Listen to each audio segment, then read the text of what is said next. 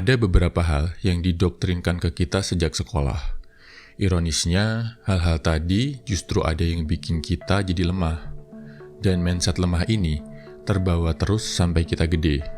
Kita bahas ya bro, karena lo udah tahu, pastiin adik-adik or anak-anak lo besok gak terdoktrin konsep yang sama. Nomor 1, sekolah itu nomor 1. Sering kan lo dengar kalimat harus menomorsatukan sekolah dibanding aktivitas lain. Padahal sekolah itu cuma satu dari sekian banyak tempat lo bisa belajar. Gara-gara konsep ini, kita jadi ngerasa kalau pencapaian terbesar itu adalah kalau kita bisa perform bagus di sekolah. Nggak mikir ada hal-hal lain yang jauh lebih hebat yang bisa dikerjain di luar sekolah. Kalau ada pun, jadi malas ngelakuinnya karena takut ngeganggu sekolah.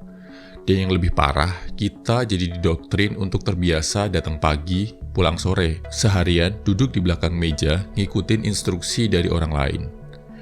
Jadinya ketika kita gede, kita ngerasa jenjang karir yang paling aman itu ya kayak sekolah. Datang pagi, pulang sore, duduk di belakang meja. Nomor 2, meminta itu hal yang nggak baik. Di dunia nyata, kalau lo mau sukses, lo harus berani minta. Sekolah mengajarkan kita untuk gak meminta. Meminta dianggap perbuatan lemah, perbuatan memalukan. Padahal, meminta itu nunjukin kalau lo ngerti apa yang lo mau, dan lo berjuang untuk mendapatkannya. Coba lihat perusahaan-perusahaan dan pebisnis tersukses di dunia. Mereka adalah yang bisa minta modal besar dari investor, yang bisa meminta rekan bisnis buat jalin kerjasama. So, next time lo mau minta sesuatu ke siapapun, gak usah malu bro. Gak usah mikir takut ditolak. Ditolak itu biasa, gak ada ruginya. Kalau permintaan lo diterima, jackpot bro. Nomor 3, kemampuan menghafal dan menyelesaikan soal adalah hal terpenting. Di sekolah, yang paling penting adalah kemampuan menghafal, kemampuan menyelesaikan soal. Makin jago menghafal dan ngerjain soal, makin tinggi nilai ujian lo. Dan kesuksesan di sekolah dilihat dari nilai ujian.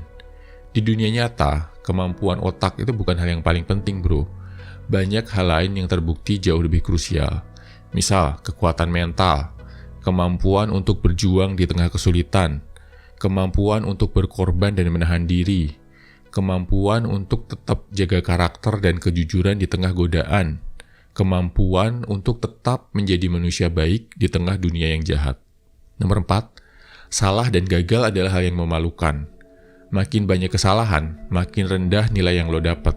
Dan ingat bro, momen-momen di mana lo atau teman lo dipermalukan, dihukum di depan kelas karena bikin kesalahan. Sedihnya lagi, kadang fokus utama yang terjadi di sekolah adalah menghukum kesalahan, bukan memperbaiki kesalahan yang lo buat. Akibatnya, ketika gede, kita banyak takut ngelakuin sesuatu. Takut salah, takut gagal, takut ditolak. Nomor 5, tujuan akhir sekolah adalah lulus dengan nilai bagus. Waktu SD lu pasti pernah dengar ada yang bilang, sekolah yang rajin ya, biar nanti dapat nilai bagus dan lanjut SMP favorit. Di Indonesia, tujuan akhir kebanyakan sekolah itu nilai bro, bukan pemahaman, bukan pembelajaran. Asal nilai bagus, nggak ngerti or nggak paham, no problem. Karena mendewa-dewakan nilai, akhirnya banyak yang menghalalkan segala cara buat dapetin nilai bagus. Ada yang nyontek, ada yang nyogok, bahkan ada sekolah yang bagi-bagi bocoran biar siswanya lulus. Hal ini nih yang bikin banyak orang di Indonesia nggak bisa bahasa Inggris. Padahal belajar bahasa Inggris udah 9 tahun, dari kelas 3 SD sampai kelas 12 SMA. Hal ini juga yang bikin banyak koruptor, karena udah dikondisikan untuk main curang sejak sekolah. Or banyak kasus hamil di luar nikah, padahal udah dijelasin tentang sistem reproduksi di pelajaran biologi dengan jelas. Oke bro, mari kita berharap sistem pendidikan di negara kita bisa lebih baik lagi. Dan karena lo udah tahu beberapa hal yang gak bagus, segera tinggalkan ya bro. Semangat!